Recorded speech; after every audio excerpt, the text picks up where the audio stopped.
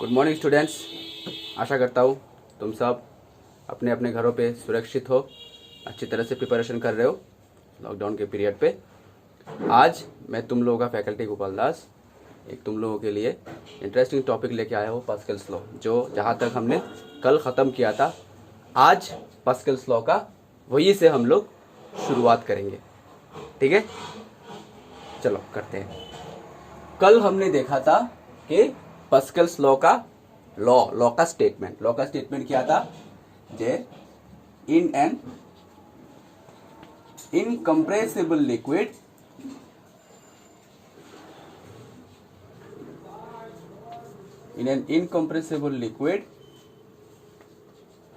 the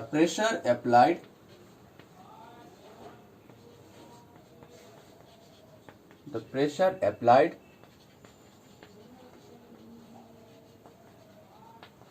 on a certain point is transmitted equally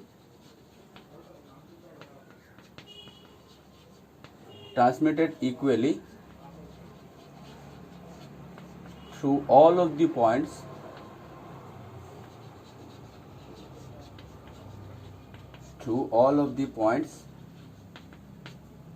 via liquid. ये है Pascal's law का statement. अगर किसी भी पॉइंट पे हम एक प्रेशर अप्लाई करते हैं तो ये लिक्विड के थ्रू ही यही प्रेशर चारों तरफ इक्वली डिस्ट्रीब्यूट हो जाएगा। ठीक है, यही है हमारा पास्कल्स लॉ जो हमने यहां तक हमने कल किया था। आज इसका हम प्रूफ करेंगे। चलो इसका प्रूफ करते हैं। Proof of Pascal's law.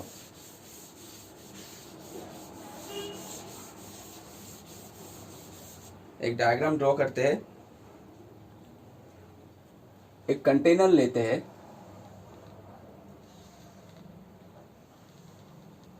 ठीक है, इस कंटेनर पे हम एक प्रिज्म टाइप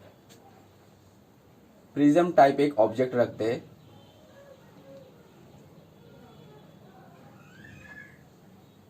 प्रिज्म टाइप हम एक ऑब्जेक्ट रखते हैं।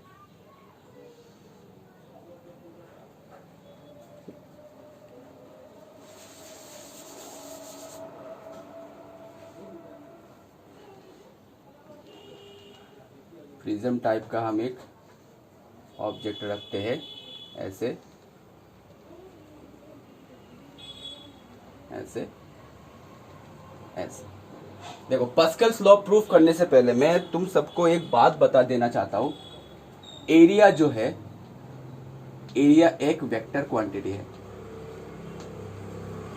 एरिया जो है एक वेक्टर क्वांटिटी है। अब तुम बोलोगे कैसे? मैं एक सिंपल दिखा के देता हूं। पकड़ के चलो, ये एक रेक्टेंगल है, इसका लेंथ है L और ब्रेथ है B। ठीक है, तो इसका एरिया हम क्या लिख सकते हैं? L इंटू, ऐसे लिख सकते हैं। तो अभी देखो, इसको हम ऐसे भी लिख सकते हैं। ये दोनों का L और B में एंगल कितना हो गया? 90 डिग्री। तो इसका हम ये भी लिख सकते हैं L into B into sine 90 degree. बात तो वही हुआ। साइन 90 का वैल्यू है 1, L इंटू B इंटू 1, तो L इंटू B ही रहेगा। अभी देखो, इस स्टेटमेंट को, इस लाइन को हम ऐसे भी लिख सकते हैं। मैग्नीट्यूड ऑफ L वेक्टर लिख सकते हैं। मैग्नीट्यूड का L वेक्टर L ही आ गया, into magnitude of B vector, तो B ही आ गया, एंड साइन 90 डिग्री। अभी देखो, A B sine theta vector हम लोगों ने पढ़ा है। तो ए बी साइन थीटा का वैल्यू क्या है? A क्रॉस B, यानी L क्रॉस B। ये हो गया ना एरिया, वेक्टर क्वांटिटी। समझ में आया? और इसका डायरेक्शन क्या रहता है? Perpendicular to the surface. जैसा भी सरफेस हो, एरिया वेक्टर का डायरेक्शन रहेगा परपेंडिकुलर टू द सरफेस। अगर हमारा बोर्ड है तो बोर्ड का यूनिट वेक्टर, बोर्ड का एरिया यूनिट वेक्टर का डायरेक्शन रहेगा परपेंडिकुलर टू द सरफेस। ठीक है, अच्छा, क्यों मैंने ये बताया, एक्स्ट्रा पार्ट क्यों बताया? ये हमको जरूरत पड़ेगा अभी। तो ऐसा हमने एक कंटेनर पे एक प्रिज्म टाइप का ऑब्जेक्ट रख दिया। इसका सरफेस एरिया A1, इसका सरफेस एरिया A2, इसका सरफेस एरिया हमारा A3। ठीक है, समझ में आया? ओके, अभी ये जो सरफेस एरिया है A2, ये जो सरफेस एरिया है A2,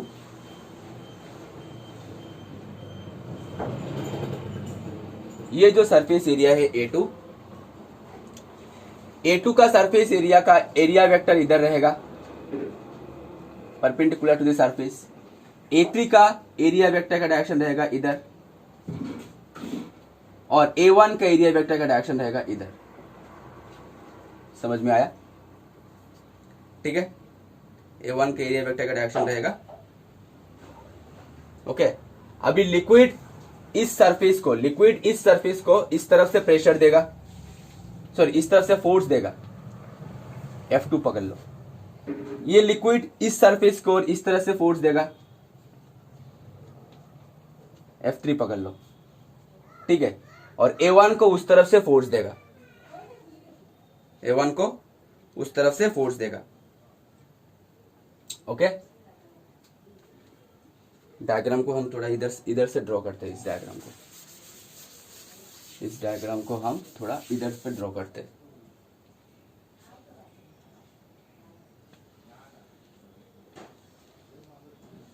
हाँ, ये हो गया हमारा A2 को फोर्स इस तरह से लगेगा, ठीक है, सॉरी A1 को फोर्स इस तरफ से लगेगा F1, A2 को फोर्स इस तरफ से लगेगा, A2 के यूनिट वेक्टर का डायरेक्शन इधर हो गया, ये हो गया हमारा F3, ये हो गया हमारा A3। ठीक है, A1 perpendicular to the surface area vector, force इस तरफ से लगेगा, ठीक है। F2 वाटर जो कंटेनर है, कंटेनर इस तरफ से इस कॉलम को और इस ऑब्जेक्ट को इस तरफ से फोर्स देगा F2, एरिया वेक्टर का डायरेक्शन इधर रह गया। लिक्विड का सरफेस नीचे की तरफ से A3 की तरफ इस तरफ फोर्स लगाएगा, एरिया वेक्टर का डायरेक्शन हमारा इधर है, और लिक्विड इस सरफेस के A1 सरफेस को इस तरफ से फोर्स लगाएगा। ठीक है, अभी इस A1 कंपोनेंट को A1 को वेक्टर है तो इसको हम दो कंपोनेंट में तोड़ देते हैं, एक है परपेंडिकुलर कंपोनेंट और एक है बेस कंपोनेंट। ठीक है, तो एक काम करते हैं, इसको हम बेस पकड़ लेते हैं। अगर ये बेस हो गया तो ये हो गया A1 cos थीटा, और अगर ये तो हो गया हमारा perpendicular component A1 sin theta. समझ में आया? अगर ये बेस कंपोनेंट है तो इसको हम पकड़ लेते हैं, बेस कंपोनेंट तो हो गया A1 cos थीटा। वेक्टर को हम रिजोल्यूशन कर सकते हैं, दोनों पर बेस कंपोनेंट हो गया cos, परपेंडिकुलर कंपोनेंट हो गया हमारा sin। ठीक वैसे ही F1 का भी कंपोनेंट रहेगा, F1 का भी कंपोनेंट रहेगा, दो कंपोनेंट रहेगा। F1 का भी कंपोनेंट रहेगा, F1 का भी इस तरफ से हम बेस पकड़ लेते हैं तो F1 का इस तरफ हो गया F1 cos थीटा, और इस तरफ का कंपोनेंट हो गया हमारा F1 sin थीटा। ठीक है, और ये तो परपेंडिकुलर तो लग ही रहा है। ये A1 का क्यों हमने कंपोनेंट निकाला है, क्योंकि ये A1 का जो फोर्स लग रहा है, एरिया वेक्टर का डायरेक्शन है, वो एंगल की तरफ है, इसीलिए हमने दोनों का कंपोनेंट निकाला। लेकिन ये तो ऑलरेडी परपेंडिकुलर सरफेस है, लेकिन ये ऑलरेडी परपेंडिकुलर सरफेस नहीं है, पैरेलल नहीं है लिक्विड के थ्रू, इसीलिए हमने दो कंपोनेंट निकाला। ठीक है, F1 का भी कंपोनेंट निकाला, F2 उसके बाद A1 का भी कंपोनेंट निकाल दिया। ठीक है, अच्छा,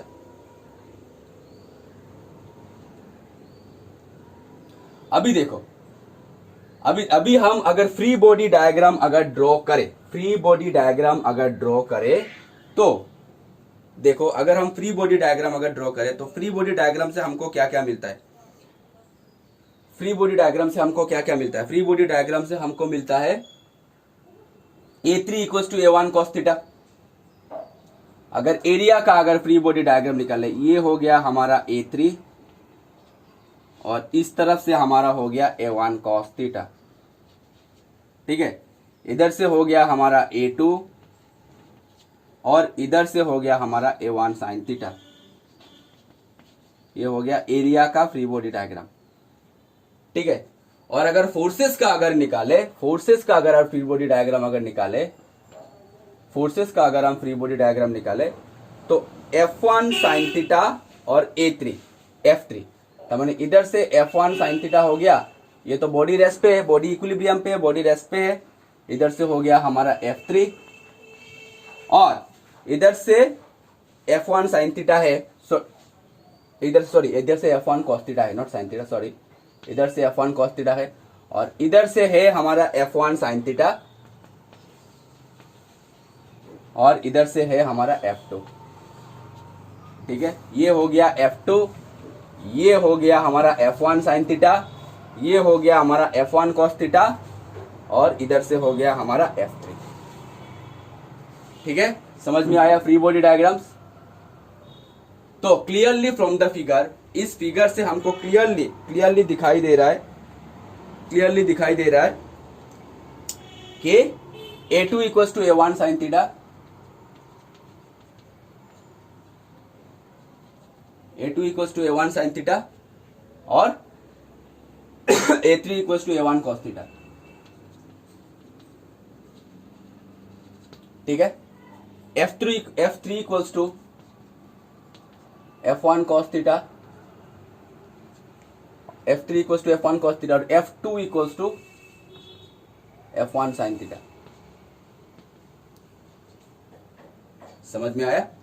क्लियर हुआ? ओके, समझ में आया? अभी हम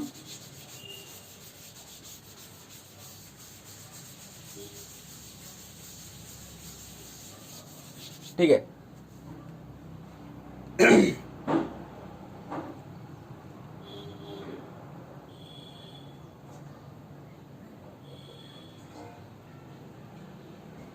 ओके, अभी हम देखो, अगर इस सरफेस का ये जो सरफेस है, नाम दे देते suppose A B C D E F, तो अभी हम A B E F और A B तीनों सरफेसेस का हम प्रेशर निकालते हैं। तो पहले हम ABEF का प्रेशर निकालेंगे। ABEF का प्रेशर कितना होगा? इधर से तो A1, ABEF का प्रेशर कितना होगा? ABEF का प्रेशर कितना होगा? F1 P1 equals to F1 by A1। Suppose P1 पकड़ लेते हैं, P1 equals to F1 by, ठीक है, समझ में आया? अभी P2, अभी एक काम करते हैं हम, F2 बाई A2 करते,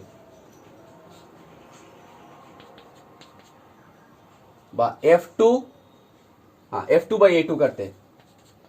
तो F2 बाई A2 करने से क्या आएगा? F2 equals to F1 sin theta और A2 का वैल्यू आएगा A1 sin थीटा।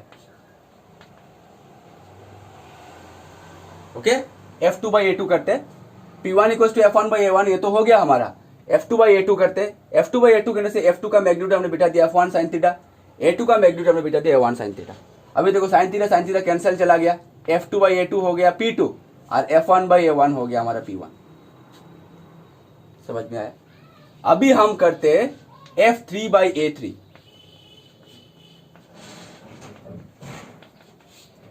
F3 का मैग्नीट्यूड क्या है? F1 cos थीटा और A3 का मैग्नीट्यूड क्या है? A1 cos theta. cos theta cancel, F3 by A3 हो गया P3, F1 बाई A1 हो गया P1। ये इक्वेशन नंबर 1, ये इक्वेशन नंबर 2 और ये इक्वेशन नंबर 3। 1, 2 और 3 से हमको मिला है P1 equals to P2 equals to P3। This is in Pascal's law. यानी एक पॉइंट पे अगर हम प्रेशर दिया तो वो इक्वली ट्रांसमिटेड होगा हर एक पॉइंट की तरफ, ठीक है। फिर से समझा के देता हूं, ये हमारा सरफेस हो गया, पहले ये सरफेस हो गया, पहले ये सरफेस हो गया, पहले ये सरफेस हो गया। इस सरफेस के एरिया वेक्टर का डायरेक्शन रहेगा इधर A2, इस सरफेस का एरिया वेक्टर का डायरेक्शन रहेगा इधर A3 और इस सरफेस के एरिया वेक्टर का डायरेक्शन रहेगा इधर। ये एंगल पे है, इसीलिए हमने इन दोनों का कंपोनेंट निकाला। ठीक है, A1 का बेस कंपोनेंट ये हो गया, परपेंडिकुलर कंपोनेंट ये हो गया। उसके बाद A1 सबके तरफ से फोर्स लग रहा है, लिक्विड इस सरफेस को इस तरफ से फोर्स दे रहा है, ये लिक्विड नीचे का लिक्विड सरफेस को इस तरफ से फोर्स दे रहा है, और ये लिक्विड इस सरफेस को इस तरफ से फोर्स दे रहा है। कितना फोर्स दे रहा है? F1 दे रहा है। इस सरफेस को कितना फोर्स दे रहा है? F2 दे रहा है। इस सरफेस को कितना फोर्स दे रहा है? हमारा F3 फोर्स दे रहा है। ठीक है, अभी A1 का हमने कंपोनेंट निकाल लिया। फोर्स F1 जो इस तरफ से लग रहा है, फोर्स F1 जो इस तरफ से हमको लग रहा है, इसका भी हमने कंपोनेंट निकाल दिया, इसका भी हमने कंपोनेंट निकाल दिया। ये हो गया बेस कंपोनेंट, ये हो गया हमारा परपेंडिकुलर कंपोनेंट। A1 का भी ये हो गया बेस कंपोनेंट, ये हो गया हमारा परपेंडिकुलर कंपोनेंट।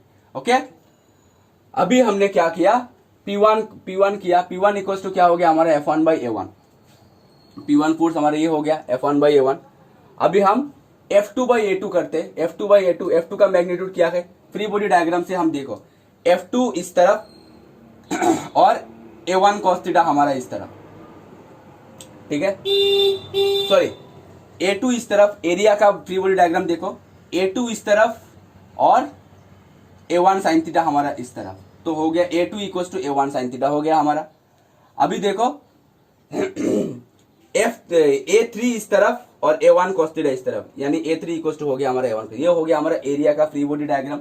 अभी हम फोर्सेस का निकालते हैं। फोर्स F2 इस तरफ, F1 sin थीटा इस तरफ, यानी F2 इक्वल टू हो गया F1 sin थीटा, और F3 इस तरफ और F1 sin theta, sorry F1 cos theta इस तरफ, तो हो गया हमारा F3 equal to F1 cos theta. ठीक है, अभी हमने क्या किया? F2 बाई A2 किया। F2 का मैग्नीट्यूड हमने बिठा दिया, A2 का मैग्नीट्यूड हमने बिठा दिया, sin theta cancel, F1 by A1, F1 by A1 फिर से हमारा P1 हो गया, इसको दे देता हम इक्वेशन नंबर 2। उसके बाद हमने F3 बाई A3 किया, इसका भी हमने सॉल्व किया, तो देखा P1 आ गया। अब P2 equal to P1, P3 equal to P1, तो हम P1 equal to P2 equal to P3 भी हम लिख सकते हैं। ये हो गया हमारा पास्कल्स लॉ प्रूफ। समझ में आया बच्चों? उतार लो ये कॉपी पे।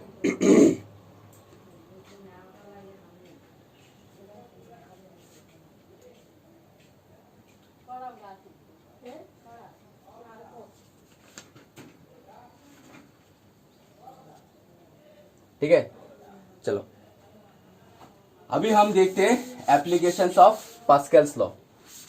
पास्कल्स लॉ का एप्लीकेशन हम देखते हैं। ये हम रोजमर्रा की जिंदगी पे हम देख सकते हैं, कभी भी हम देखते हैं, कभी कभी क्या हमेशा ही देखते हैं ये सब application.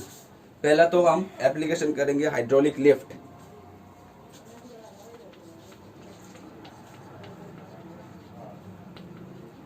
Application of Pascal's law.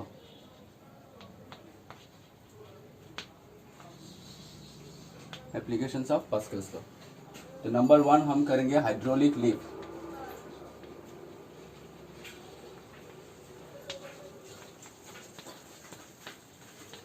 Hydraulic lift, किसी भी गैराज कंपनी में अगर तुम जाओगे तो गाड़ी वाड़ी को उठाने के लिए जो लिफ्ट, जो जैक यूज करता है, वो हाइड्रोलिक लिफ्ट है। यानी थोड़ा प्रेशर देने से, अगर हम ये एरिया पे थोड़ा प्रेशर, हम देखेंगे अभी, थोड़ा प्रेशर देने से उस तरफ से बहुत अमाउंट ऑफ प्रेशर जनरेट होता है।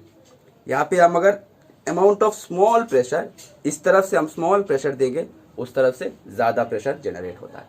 कैसे? देखो, सपोज ये कंटेनर है ऐसे,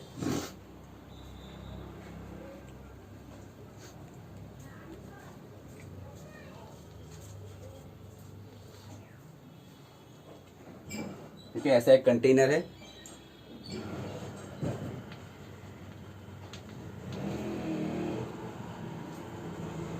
यहाँ पे हमने प्रेशर अप्लाई करना है। यहाँ से हमको एक प्रेशर अप्लाई करना है लीवर के थ्रू।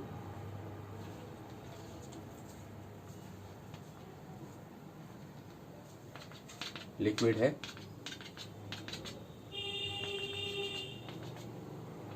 यहाँ पे एक प्लेटफॉर्म रहता है जहाँ पे गाड़ी वाड़ी वगैरह रहता है।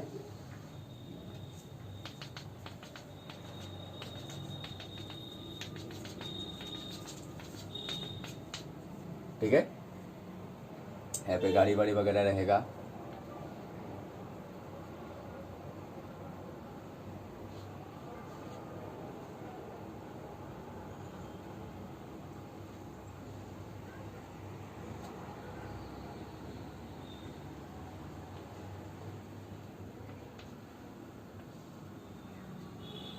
ठीक है, हो गया। चलो, तो क्या करता है, यहां इधर से हम इसका cross sectional area suppose small A पकड़ लेते हैं और इसका क्रॉस सेक्शनल एरिया हम कैपिटल ए पकड़ लेते हैं, क्योंकि इसका क्रॉस सेक्शनल एरिया इससे ज्यादा है, इसका ज्यादा है इससे। यहाँ पे हम फोर्स अप्लाई करेंगे कैपिटल एफ, यहाँ पे हम फोर्स अप्लाई करेंगे कैपिटल एफ, और इधर से ऊपर की तरफ से यहाँ पे हम अप्लाई करेंगे ये प्रेशर, ये लिक्विड के थ्रू पास्कल्स लॉ क्या बोलता है, इधर से हम कोई भी पॉइंट से अगर हम सर्टेन प्रेशर अप्लाई करें वो लिक्विड के थ्रू इक्वल ट्रांसमिटेड होगा। इधर से हम जितना प्रेशर देंगे उधर से उतना प्रेशर जनरेट होगा। तो इधर से सपोज फोर्स लग रहा है, सपोज हमारा F2, ठीक है। तो इस पॉइंट पे देखो, इस पॉइंट पे प्रेशर कितना, इस पॉइंट पे pressure P1 is equal to F by small है, F1 बाई स्मॉल है, F1 बाई स्मॉल है, ठीक है।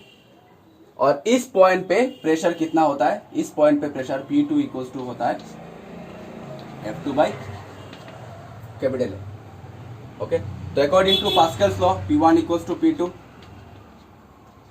तो F1 by A is equal to F2 by capital है, F1 by A is equal to F2 by capital है according to Pascal's, according to Pascal's law. F1 by capital is equal to F2 by A।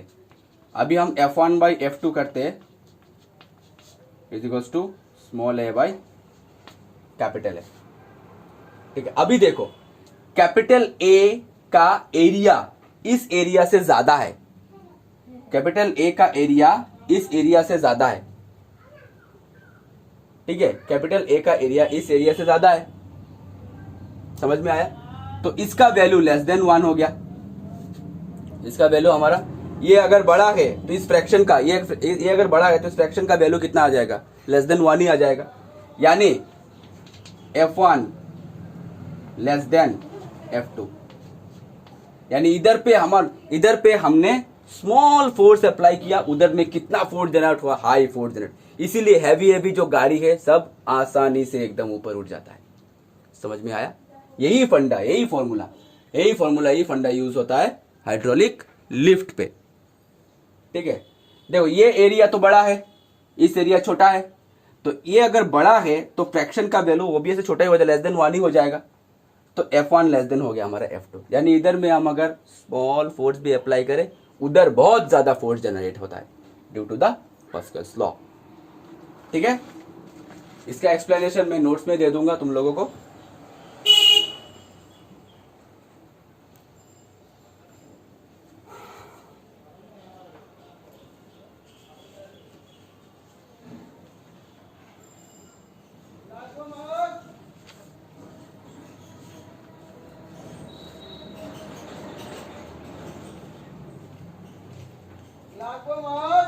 समझ में आया, कोई दिक्कत वाली बात नहीं है, ओके।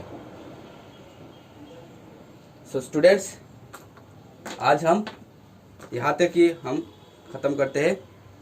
नेक्स्ट लेक्चर पे हम हाइड्रोलिक आर्किमिडीज प्रिंसिपल और उससे ज़्यादा हम फर्दर लॉ ऑफ फ्लोटेशन ये हम कंटिन्यू करेंगे।